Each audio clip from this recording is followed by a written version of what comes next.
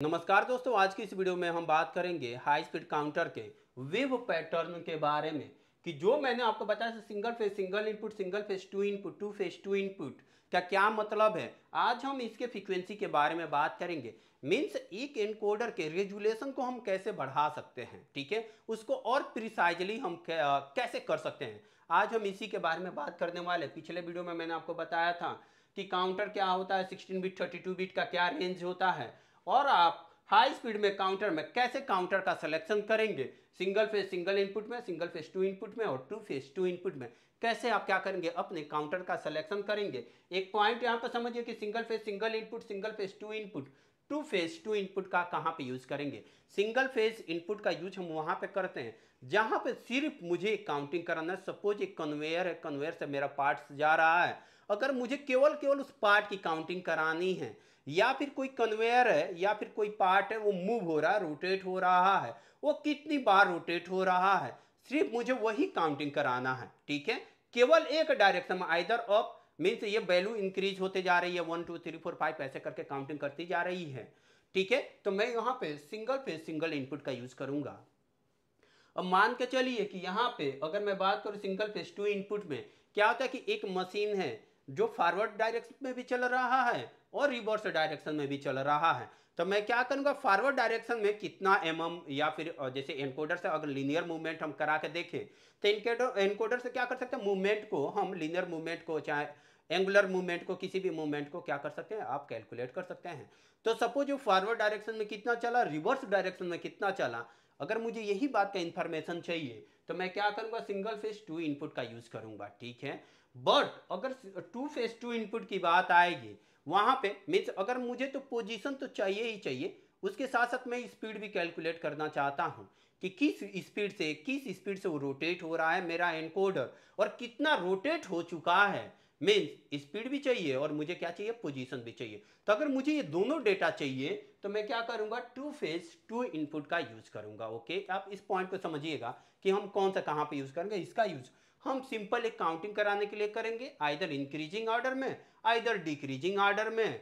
और यहाँ पे to mean single phase to input में एक मोटर है जिसकी स्टेटस मुझे फाइंड आउट करना है कि वो क्या वो फॉरवर्ड डायरेक्शन में चल रहा है, क्या वो रिवर्स डायरेक्शन में चल रहा है। इसके अप और डाउन काउंटिंग के अकॉर्डिंग क्या कर सकता हूँ, टू फेज इनपुट का यूज कर सकता हूँ। मुझे स्पीड के साथ साथ अगर मुझे पोजीशन भी चाहिए और मैं अपने एनकोडर का रेजुलेशन को भी इंक्रीज करना चाहता हूँ, तो मैं क्या करूंगा, उस केस में मैं टू फेज टू इनपुट का यूज करूंगा। जैसे कि ये सर्वो में लगा रहता है, स्टेपर सर्वो में लगा रहता है, सीएनसी मशीन में ये मेरे पास two phase to input encoder का यूज किया जाता है। अब आइए मैं अगर वेवफॉर्म की बात करूं तो वेवफॉर्म को आप कैसे समझेंगे, देखेंगे कि यहाँ पे टाइप है, मैंने ऑलरेडी बताया, और यहाँ पे set value in special data registers. Means इसके स्पेशल डेटा रजिस्टर में अगर मैं बाय डिफॉल्ट 1 रहता है तो काउंटिंग किस तरीके से करेगा, यहाँ पे देखेंगे कि काउंटिंग अप को रिप्रेजेंट किया जा रहा है। मीन्स यहाँ पे देखेंगे कि काउंटिंग अप, अप मीन्स 1 1 का इंक्रीमेंट करता है। कितना का इंक्रीमेंट करता है, ऐसा नहीं 1 और 20 का, 50 का, 100 का, ऐसा नहीं। मीन्स 1 1 प्रोग्रेसिवली, मीन्स एक एक करके क्या करेगा, इंक्रीमेंट करेगा। तो ये इसीलिए यहाँ पे लिखा काउंटिंग अप मीन्स 1 का अप करेगा, और काउंटिंग डाउन मीन्स डिक्रीज 1 का करेगा। तो आप एक ही बार देखते हैं कि जैसे 500 था, फिर 300 आ गया, फिर 200 आ गया, वो इतना वैल्यू डिक्रीज डिक्रीज एक्चुअली 1 1 ही करता है, इंक्रीज भी 1 1 ही करता है। बट क्या होता है, एनकोडर इतना प्रिसाइजली होता है, नंबर ऑफ द उसमें इतने मीन्स होल होते हैं जो उसको जैसे ही मैं रोटेट करता हूं तो धड़ा के उन होलों को क्रॉस कर देता है और उसकी काउंटिंग करके एक्चुअली मैं आपको दे देता। तो अब देखेंगे कि यहाँ पे मीन्स काउंटिंग अप, यहाँ पे मैं अगर सिंगल फेज और सिंगल इनपुट की बात करूं तो यहाँ पे देखेंगे कि नॉर्मल फ्रीक्वेंसी है और डबल फ्रीक्वेंसी है। नॉर्मल फ्रीक्वेंसी मीन्स उसके राइजिंग एज को देखेंगे कि जब जब भी मेरे पास एनकोडर को रोटेट कर रहा हूं, और ये जैसे ही मीन्स जो मेरा एनकोडर के आप जानते हैं डिस्क लगा रहता है, डिस्क में बहुत ज्यादा क्या होता है, इस तरीके से एक डिस्क लगा रहता है और इसमें बहुत ज्यादा क्या होता है, ये होल होते हैं। ये होल इस बात पर डिपेंड करेगा कि उसका रेजुलेशन क्या है, रेजुलेशन क्या है। और ये मीन्स 10 बिट का है, 12 बिट का है, 13 बिट का है, 14 बिट का है। रेजुलेशन पर ऑलरेडी मैंने बात किया है, अगर आपने इन वीडियो को नहीं देखे हैं तो चैनल पर विजिट करके इसके प्लेलिस्ट को देख सकते हैं। जो आप वीडियो देख रहे हैं इसी का प्लेलिस्ट देख सकते हैं। इसमें मैंने रेजुलेशन को कैसे कैलकुलेट करना है मैंने ऑलरेडी आपको डिटेल में बताया है। अब ये जैसे जैसे ये मेरे होल्स हैं ना, ये जैसे जैसे पास आउट होंगे, ये क्या होगा, इस एनकोडर का सॉफ्टवेयर जैसे जैसे मैं रोटेट कराऊंगा ये होल को पास आउट करेगा। तो जब इस होल को जैसे ही डिटेक्ट किया ना, तो यहाँ पे क्या करेगा, एक काउंटिंग कर देगा। अब ये के बाद आप हो गया, दोबारा इस होल पे आया तो ऑन हुआ, तो ये देख रहे हैं राइजिंग एज को क्या कर रहा है, डिटेक्ट कर रहा है। मीन्स अब जितनी बार ऑन कराओगे उसके राइजिंग मीन्स जैसे जैसे होल को मेरा पास करेगा, ऐसे जैसे जैसे इस होल को पास करेगा, इस होल को पास करेगा, ये नहीं, ये तो फॉलिंग एज में आएगा, जैसे जैसे इस होल को पास करेगा, जैसे जैसे होल को डिटेक्ट करेगा, एक एक काउंटिंग को करेगा, तो ये अप काउंटिंग होगा। अगर मुझे इसमें डिक्रीमेंट करना है बट इसके राइजिंग एज पे ही करना है, तो आप क्या करेंगे, काउंटिंग यहाँ पे डाउन डिक्रीज कर सकते हैं। मीन्स राइजिंग एज का ही केवल केवल क्या कर रहा है, यहाँ पे काउंटिंग कर रहा है। इधर अप करा लो चाहे डाउन काउंटिंग करा लो, केवल केवल राइजिंग एज को डिटेक्ट कर रहा है, देख रहे हैं। अब इसके बाद क्या है, अब देखेंगे कि अगर मुझे यहाँ पे ये डाउन काउंटिंग तब किया है, यहाँ पे देखेंगे कि यूजलेस डी फ्लैग है, एक मेमोरी बिट को रिप्रेजेंट किया जाता है। डाउन काउंटिंग तब करेगा जब आप इस मेमोरी बिट को, यहाँ पे जो स्पेशल मेमोरी बिट है, हम उस पर भी आपको मैनुअल में बता देंगे कि आप एक बार जैसे ही मैं इसकी प्रोग्रामिंग करूंगा तो इसका मैं क्या करूंगा, आपको दिखाऊंगा इसके स्पेशल मेमोरी बिट, उसको हम ऑन करके भी अप और डाउन काउंटिंग करके देखेंगे, डोंट वरी। बट वहां तक पहुंचने से पहले आप एक बार इसकी थ्योरी समझ लो। तब देखेंगे कि यहाँ पे क्या है, जैसे मीन्स यूजलेस डी जो फ्लैग है मेमोरी बिट, इसको मैं ऑन करूंगा तो ये डाउन काउंटिंग करना शुरू करेगा, बट डिटेक्ट किसको करेगा, उसके राइजिंग एज को ही डिटेक्ट करेगा। मीन्स यही वाले पल्स को क्या करेगा, डिटेक्ट करेगा।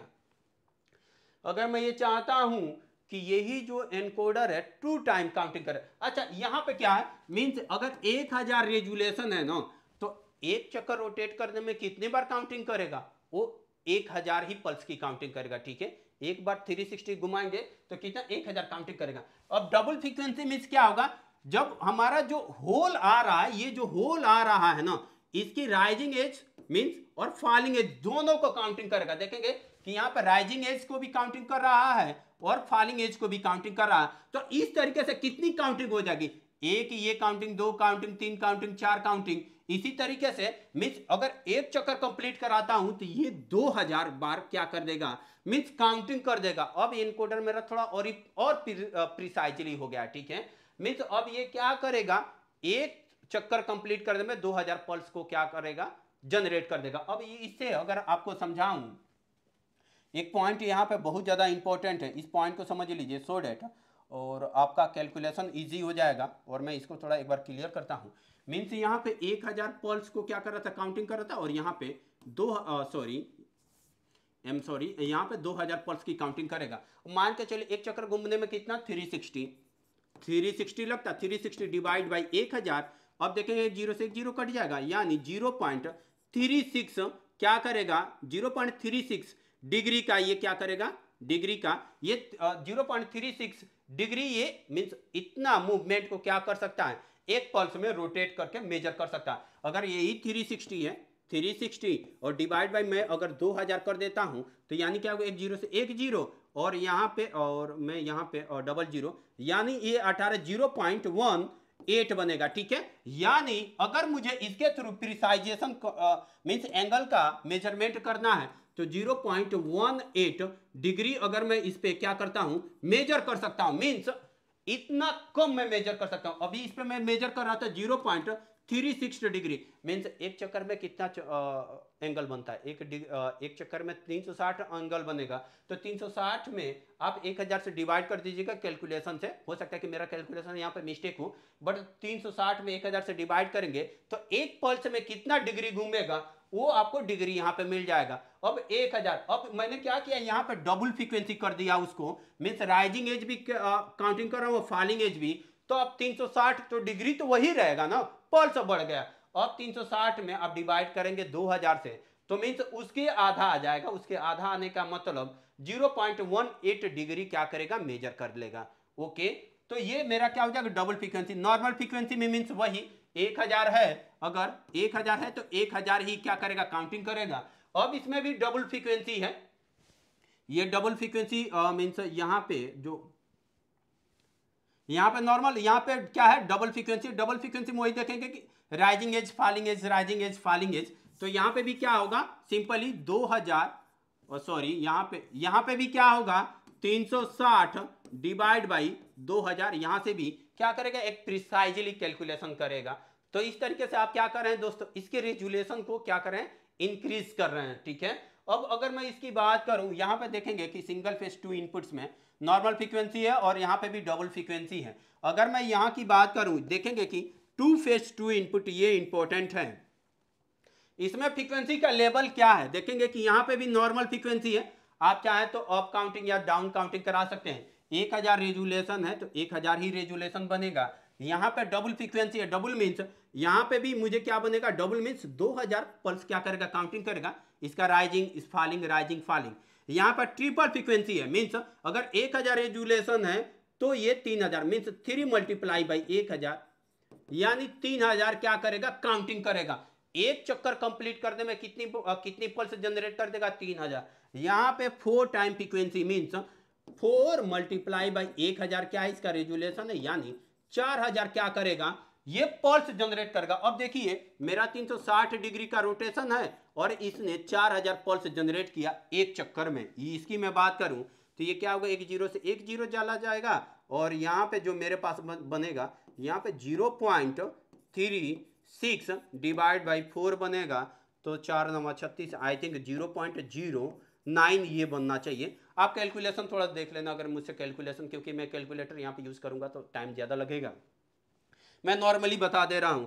तो आई थिंक मेरे अकॉर्डिंग कैलकुलेशन करेगा तो अगर एक पल्स आया ना, मिनिमम 0.09 डिग्री का क्या करेगा, ये मूवमेंट को डिटेक्ट कर सकता है। यहां पर देखेंगे कि मूवमेंट डिटेक्ट करने के लिए कितना रहा था, मेरे पास जो मूवमेंट डिटेक्ट करने के लिए 0.36 मीन्स ये 0.36 डिग्री को मूवमेंट कर रहा था। अगर यहाँ पे वैल्यू आ जाती 0.35 डिग्री, क्या ये इसको मूवमेंट को काउंटिंग करता, नहीं करता। अगर मैं चाहता कि 0.2 डिग्री को काउंटिंग कर ले, कि 0.2 डिग्री मैंने रोटेट कर दिया, तो ये काउंटिंग करता, नहीं करता। बट अगर मैं इसकी डबल फ्रीक्वेंसी कर दिया तो ये 18 तक आ रहा था। इसका कितना वैल्यू आ रहा था, ये अगर 2000 है तो 2000 में कितना आ रहा था, अगर मैं यहाँ पर दिखाऊं तो 4000 में 9 मीन्स 0.9 आएगा। अगर मैं 3000 की बात करूं तो 12 36, यानी 0.12 आएगा ट्रिपल फ्रीक्वेंसी में। ट्रिपल फ्रीक्वेंसी यहाँ पे है तो इसकी जो 0.12 डिग्री को मेजर करेगा,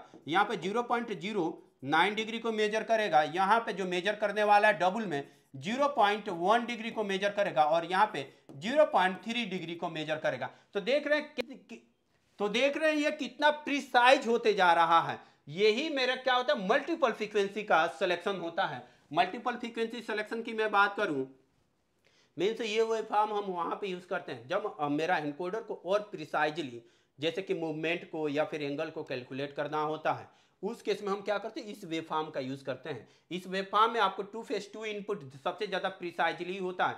यही हम सर्वो में और क्या करते हैं, सीएनसी मशीन में यूज़ करते हैं। देखेंगे कि मेरे पास जो एनकोडर था, हर आपके पास जो भी एनकोडर होगा, चाहे जो भी इक्विपमेंट होगा, उसमें क्या होता है, उस पे एनकोडर पे पल्स मेंशन किया रहता है कि पल्स पर पीपीआर का है, पल्स पर रेगुलेशन मींस 1000 का है, 5000 का है, 10000 का है। ये उस पे आपके पास जो एनकोडर होगा उस एनकोडर पे ये मेंशन किया रहेगा कि कितना पीपीआर का, 1000 का है कि 2000 का है। तो 360 क्योंकि एक ही रोटेशन घुमाना है तो 360 डिवाइड बाई वो कितना पीपीआर का है, पीपीआर। ठीक है, बट ये पीपीआर चेंज होते रहेगा अकॉर्डिंग की आपने डबल फ्रीक्वेंसी लिया, ट्रिपल फ्रीक्वेंसी लिया, 4 टाइम फ्रीक्वेंसी लिया है। तो अगर आप जैसे जैसे लेंगे ये तो नॉर्मल फ्रीक्वेंसी में बन जाएगा। इसमें डबल के लिए क्या बनेगा, 360 divide by 2 multiply by PPR बनेगा। अगर इसकी बात करूंगा तो यहाँ पे 3 बन जाएगा, अगर मैं इसकी बात करूंगा तो यहाँ पे क्या बन जाएगा, 4 बन जाएगा। तो ये मेरा क्या बन जाएगा, फार्मूला बन जाएगा। 360 डिवाइड बाई मीन्स ये कितने टाइप की फ्रीक्वेंसी का टाइप क्या है, मल्टीप्लाई बाई पीपीआर। इस तरीके से क्या कर सकते हैं, आप इसका रिजोल्यूशन निकाल सकते हैं कि ये मिनिमम कितनी एंगल को ये क्या कर सकता है, मेजर कर सकता है। या फिर अगर लीनियर इनकोडर है मीन्स हॉरिजॉन्टली मूव करा रहा है तो आप ये मेजर कर सकते हैं कि कितना मिनिमम एमएम को क्या कर सकता है, मेजर कर सकता है। अब इन सारे पॉइंटों को देखने के लिए ये जो भी मैं काउंटर्स यूज करने वाला हूं, अब इसमें मुझे क्या करना होगा, कुछ इंस्ट्रक्शन यूज करने होंगे। इंस्ट्रक्शन की मैं बात करूं, एक पॉइंट को ध्यान दीजिएगा, जब भी आप हाई स्पीड काउंटर की बात करेंगे, ठीक है, तो यहाँ पे वो ऑलवेज ऑन बीट रहता है। आप नॉर्मल जो काउंटर यूज करते हैं, नॉर्मल काउंटर में क्या करते हैं, यहाँ पे उसके काउंटिंग का इनपुट्स को इंक्रीज करते हैं। क्या अगर मैं नॉर्मल काउंटर की बात करूँ तो कैसे लिखते हैं आप, x0 यहाँ पे CNT C0 और यहाँ पे K100 मीन्स जब जब भी x0 को ऑन आप करेंगे वो एक एक का क्या करेगा, इंक्रीमेंट करेगा। और ये मैं x को ऑन करूंगा, आप करूंगा, तभी जाके काउंटिंग करेगा।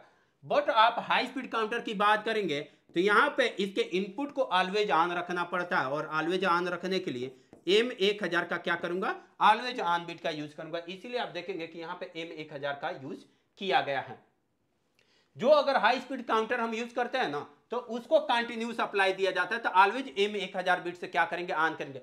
ऐसा नहीं है कि यहाँ पे x0 लिखा वो ऑन ऑफ होते रहेगा, उसकी काउंटिंग करेंगे, ऐसा कुछ नहीं है। जैसे ही आपने C251 नंबर का काउंटर सेलेक्ट कर लिया है ना, तो इसके लिए जो जो इनपुट्स रिक्वायर्ड है उस इनपुट पे सिग्नल आएगा, ये अपने आप क्या कर लेगा, उसकी काउंटिंग कर लेगा। अब यहाँ पे देखेंगे कि C251 नंबर का काउंटर यूज हुआ।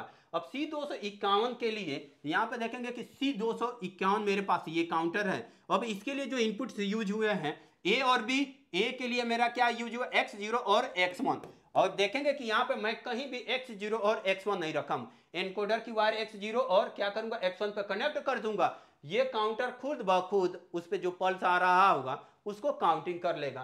तो ये मेरे पास कंटिन्यूस सप्लाई देनी होती है, इस पे ऐसा नहीं है कि आप इसको ऑन ऑफ करेंगे। ओके, आप चाहें तो लगा भी सकते हैं, बट वो जब इसके इनपुट इनेबल रहेगा तभी जाके काउंटिंग करेगा। तो काउंटर को सिंपल काउंटिंग कराने के लिए CNT का मैं यूज करूंगा, और कोई सा भी काउंटर में 235 से लेके 254 के बीच में कोई सा भी काउंटर मैं क्या कर सकता हूं, यूज कर सकता हूं।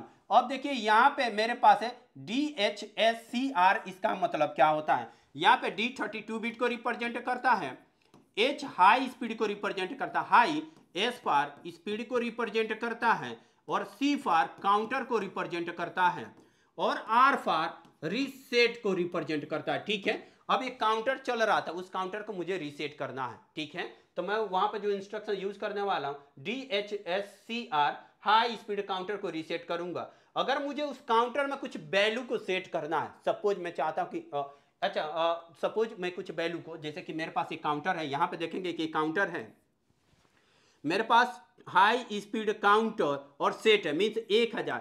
जैसे ही ये C235 नंबर की काउंटर की वैल्यू 1000 के बराबर हो जाती है, सॉरी 100 के बराबर हो जाती है, जैसे कि मीन्स C235 काउंटर की वैल्यू 100 के बराबर हो जाती है, तो क्या करेगा, Y10 को क्या कर देगा, सेट कर देगा, Y10 को क्या करेगा, ऑन कर देगा। अब देखेंगे कि अगर मुझे किसी एक वैल्यू पे किसी मेमोरी बिट्स या आउटपुट्स को ऑन करना होगा, तो मैं क्या करूंगा, हाई स्पीड काउंटर सेट का यूज करूंगा। अब ये सेट हो जाएगा, मीन्स ऑन हो जाएगा Y10। अब Y10 को मुझे दोबारा से क्या करना होगा, ऑफ करना होगा,